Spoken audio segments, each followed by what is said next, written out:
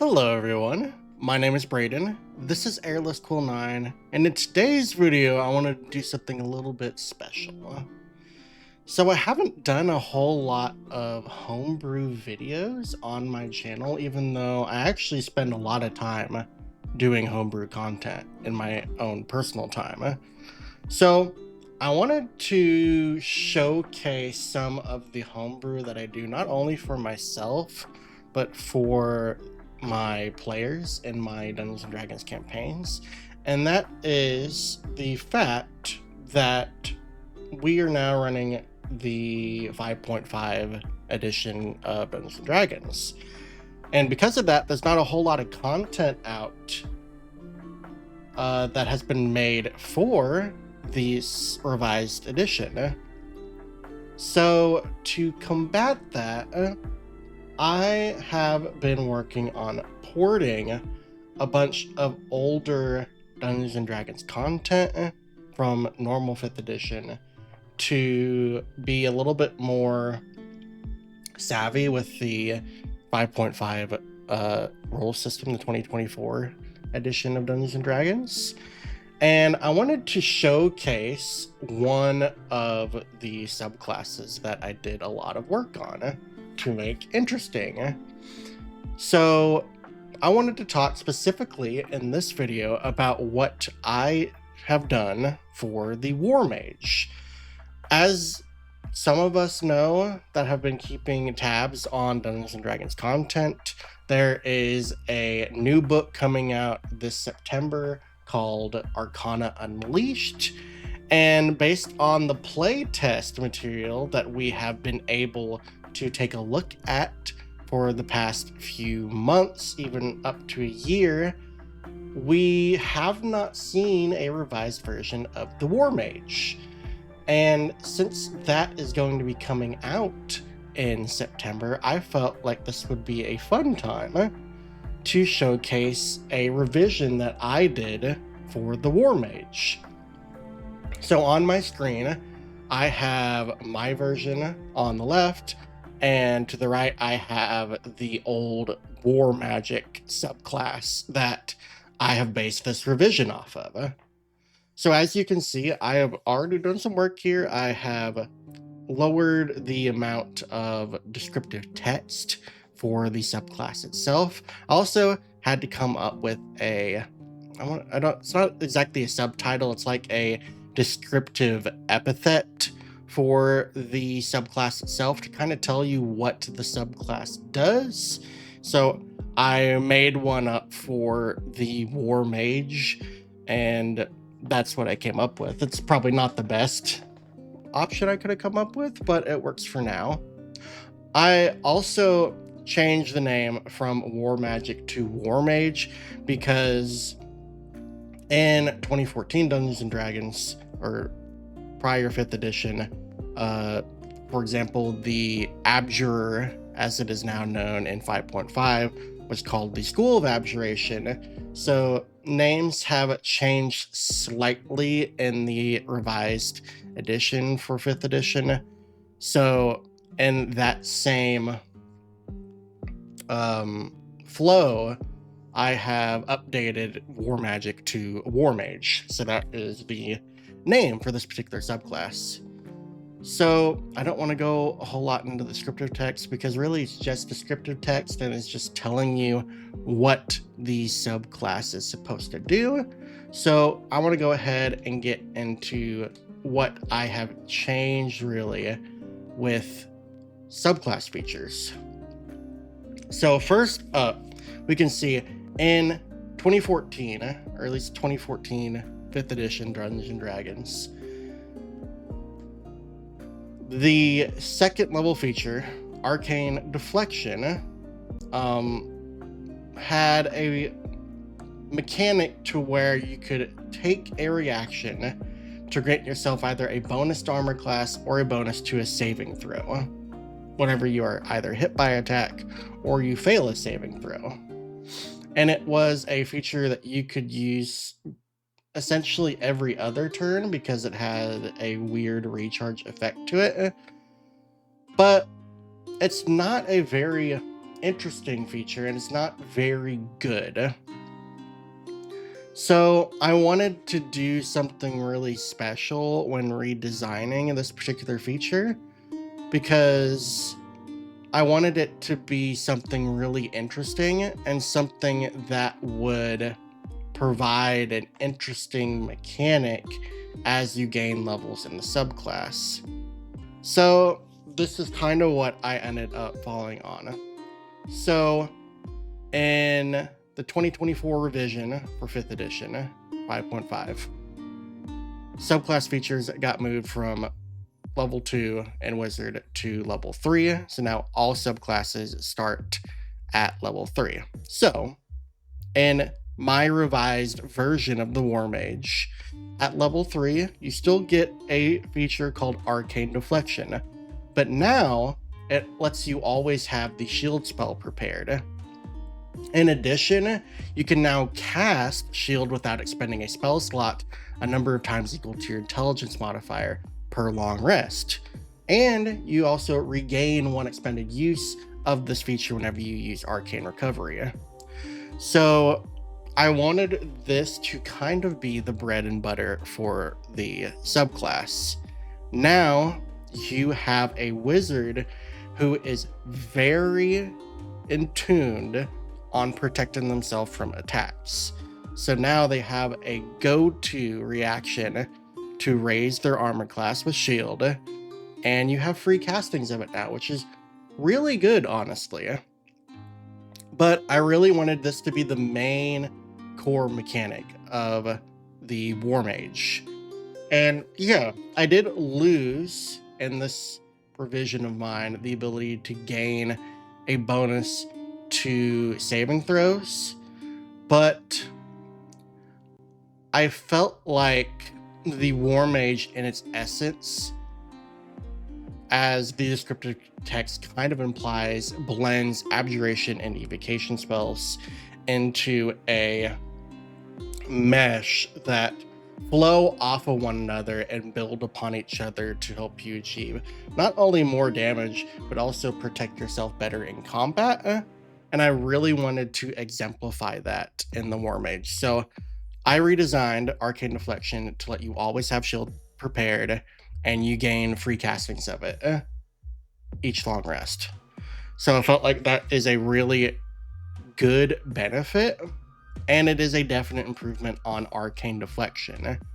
Yes, it does not help with saving throws anymore, but I don't think that is really a massive nerf to the feature itself, because wizards in their essence haven't been the best at saving throws anyways, and a lot of monster stat blocks often deal with attack rolls rather than saving throws. Granted, you're still going to be weak at saving throws, but I do feel like you should have a flaw as a character, and that is something that you will need to improve through your own leveling. If you want to be good at something, you need to make the sacrifices necessary in order to be good at that specific thing. But I wanted to give the War Mage a new niche. So at level 3, Arcane Deflection, free castings of shield. That's what I decided on. Now, also at level 3, I needed to update Tactical Wit. And honestly, I didn't do much. I just changed the wording a little bit. So now, level 3 Tactical Wit, when you roll initiative, you add your intelligence modifier to the roll.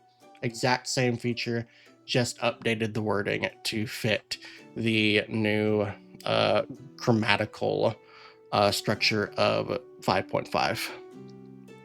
Now, at level 6, this is where I also started to change a couple things. So at level 6, we get Power Surge. Same feature here at level 6, but I have made some changes here. So since Arcane Deflection now makes you cast Shield for free number of times, that is what I have decided Power Surge will trigger off of. So now whenever you cast Shield and cause a triggering attack to miss you when doing so, you gain 1 Power Surge. Now, I also didn't want to make it to when you cast shield with Arcane Deflection, because as a wizard, you might run out of uses of Arcane Deflection, and then you're going to be using your actual spell slots to cast shield to defend yourself. So I wanted to make sure that that was very clear in the text. It's just whenever you cast the shield spell, you will gain a power surge. I also state, same as in the previous version, that you can only store a maximum number of power charges equal to your intelligence modifier. This just ensures that you are always using the power surges that you gain, and you're not saving them for a rainy day, basically. But I also wanted to make sure that you also weren't without power charges, or power surges rather. So whenever you finish a long rest, your number of power surges reset to 1, so you always start with 1, and you have 1 whenever you initially want to use it. In addition, whenever you finish a short rest and have no power surges, you also gain 1 power surge. So you should always have at least 1 power surge at the start of a combat, and as long as you are defending yourself with shield, you will gain power surges back to use during combat. So it's a nice give and get. By protecting yourself, you're also making sure that you gain these power surges in order to deal more damage.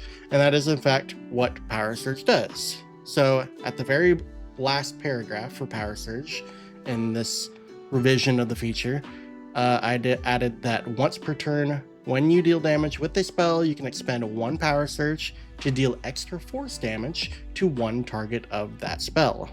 The extra damage equals your intelligence modifier plus the spell's level.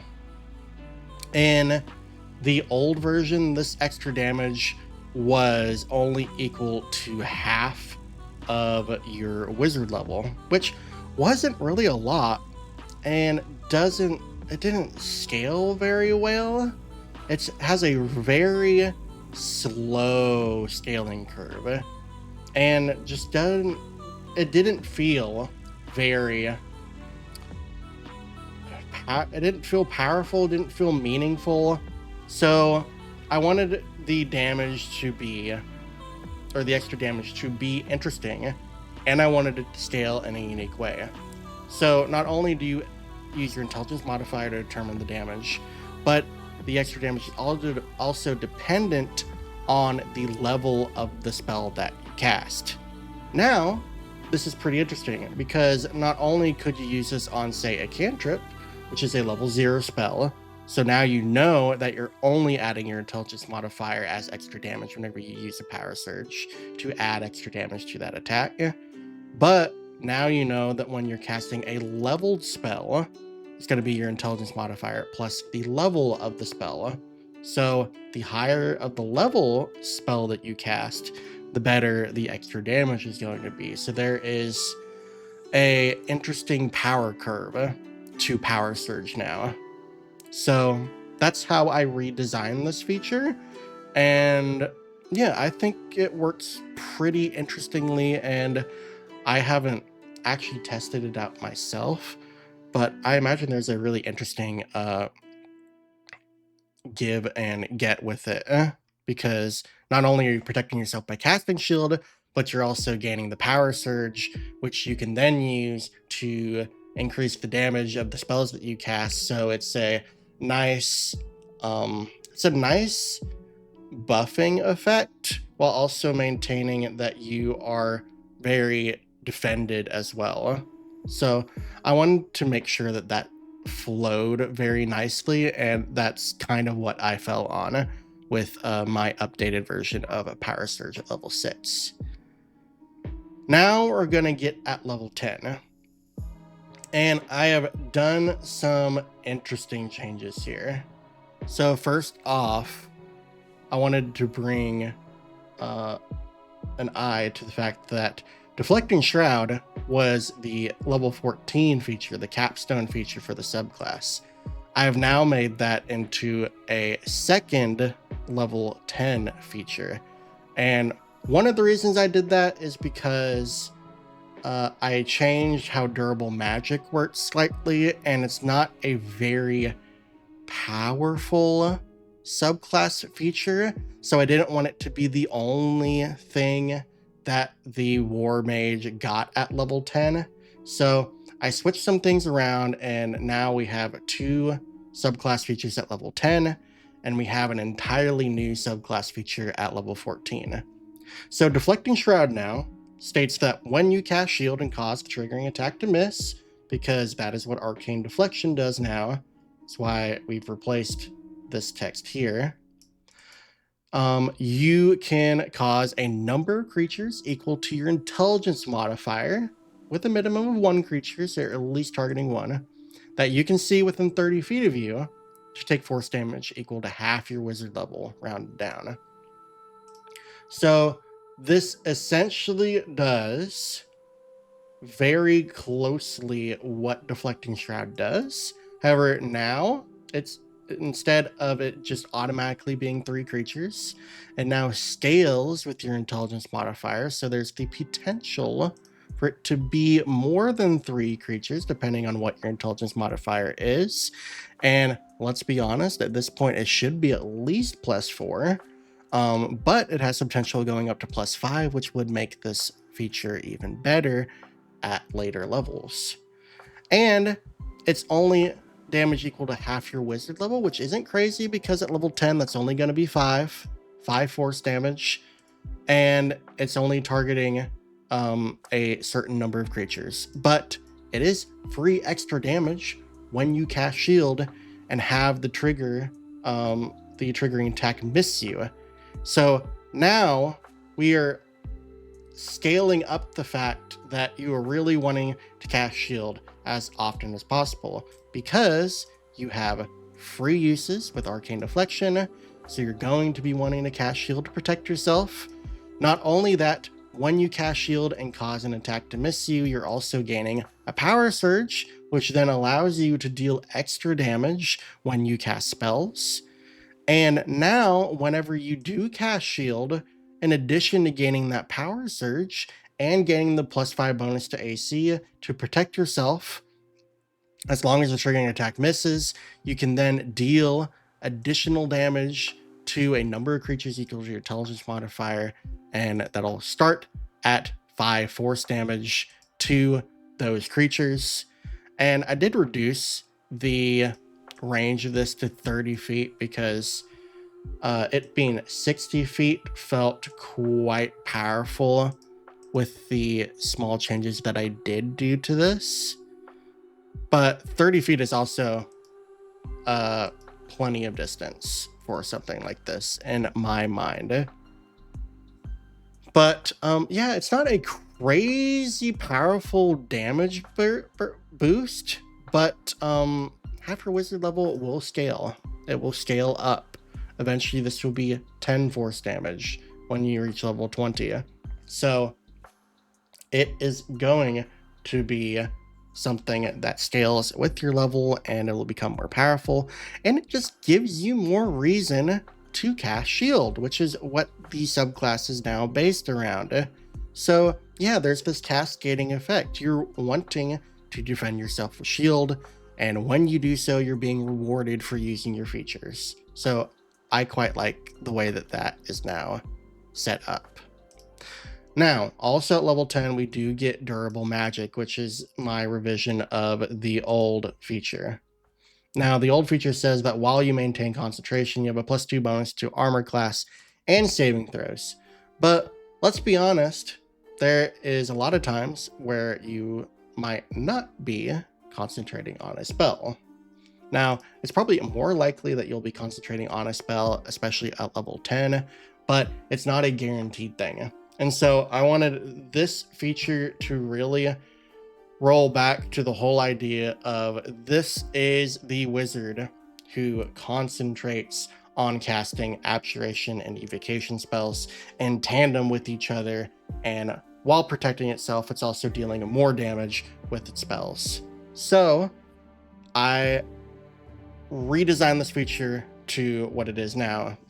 So durable magic states that when you cast an abjuration or an evocation spell with a spell slot, you will gain temporary hit points equal to twice the spell's level.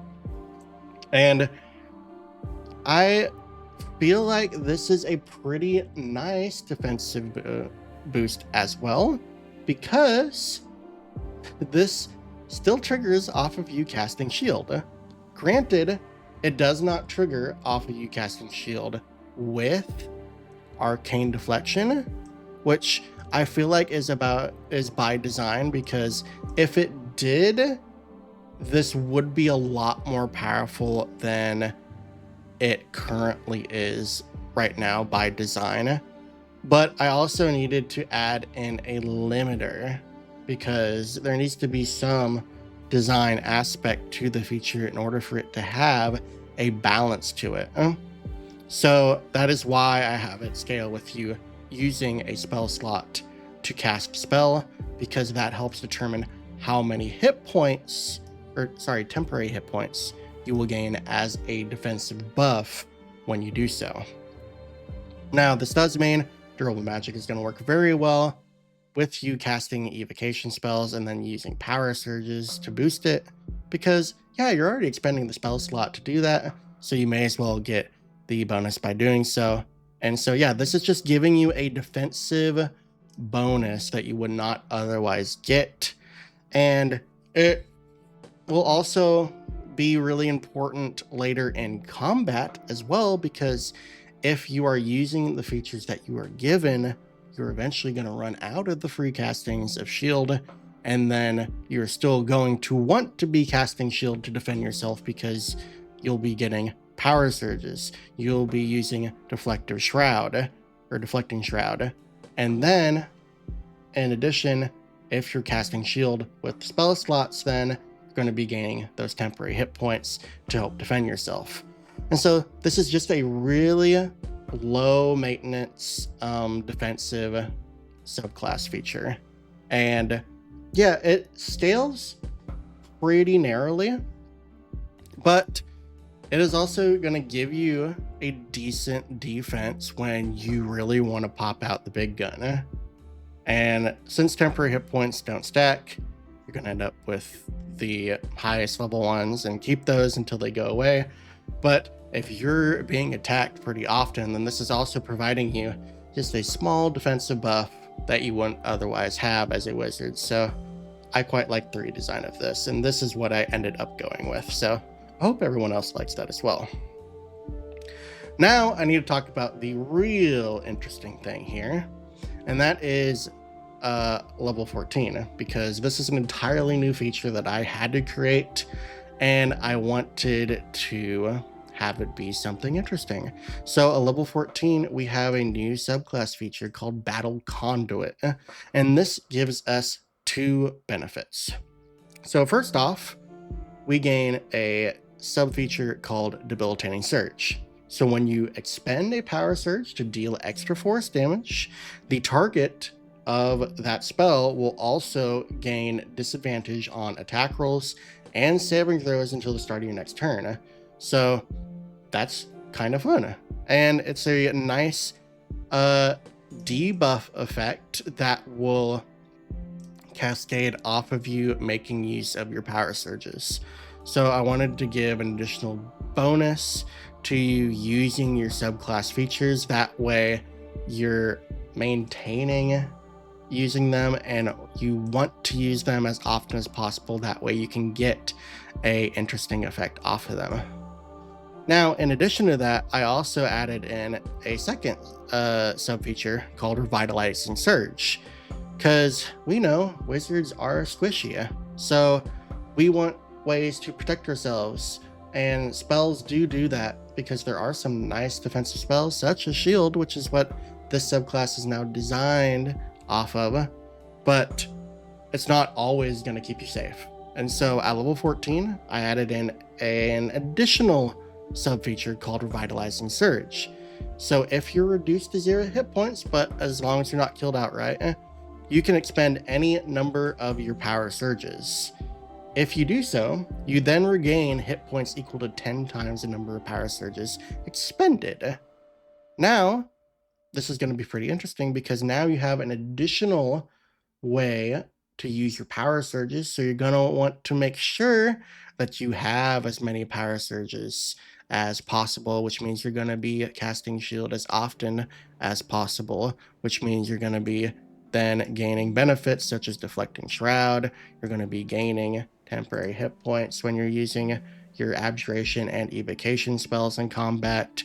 You're going to be debilitating your enemies when you use your power surges, and then if worse comes to worse and you drop and you still have some power surges left over, you can spend at least one of them and regain some hit points so that you don't drop down in combat.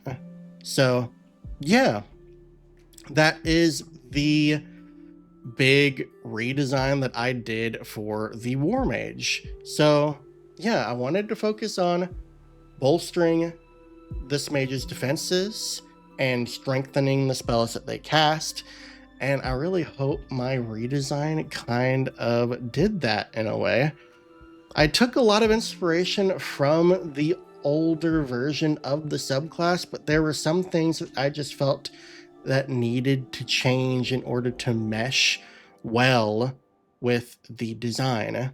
And I feel like a really important aspect of designing subclasses is that the features need to work off of each other. They need to work in tandem with each other so that when you use your main features, there is a benefit to doing so. I wanted to maintain a benefit to using your features and make sure that you want to use the features that you're given as well. So this is what I ended up with. This is only one of the subclasses that I have redesigned for 5.5 Dungeons and Dragons. So I hope you all like this revision. Unfortunately, I can't include a copy of this because I mean, this is a trademark subclass and this is just my revision of it. But if you really like this, please feel free to take photos of the subclass itself in here, and then you can paste it in whatever document you want, and there you will have it. And feel free to add it on D&D Beyond as well, or whatever TTRPG service you use to play your games if you really want to try out this version of the War Mage. And if you do try it out, please let me know how it plays, because I would be really interested to see that, since none of my players have played this yet, but now it is an option for them to use. So yeah, I hope you enjoyed this video. Please let me know if there is a particular subclass that you want to see updated for the 2024 Dungeons and Dragons rules revision 5.5, as everyone's calling it nowadays. So yeah, if there's a particular subclass you want to see, please let me know in the comments, and I will work on releasing a video for that particular subclass so you can see how I updated it for this revision. But yeah, thank you for watching this video. I hope you enjoyed it. Please let me know what you like about this revision. Let me know if you have different ideas for this. Let me know if you think I did something wrong, or if you notice some spelling errors, let me know that as well so I can fix that. And yeah, just let me know your thoughts in general. I like reading comments and I try to reply to everyone that you guys post. So yeah, just look forward to the engagement. But yeah, thank you all for watching. I appreciate your support, and I'll catch you all in the next video. See you later.